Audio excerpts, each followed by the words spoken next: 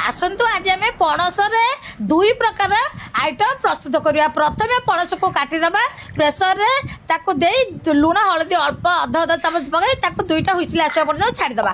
तापर अरुआ चाउल अध गिना नहीं पानी रे बतुरे देइथिबा।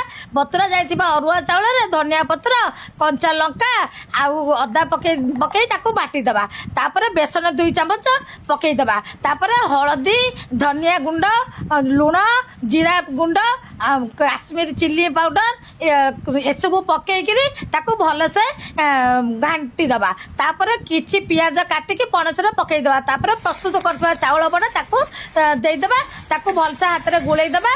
तावा रे तेल पकईकी ताकू बरा साइज करी ताकू आमे सेकी परिबा। आ जदि आपण चाहिबे डीप फ्राई करिया को गोटे कड़ाई रे तेल बसैकी आपण बरा साइज करी ताकू छाणी परिबे। देखिले केते सहज रे दुई प्रकार आइटम आमे प्रस्तुत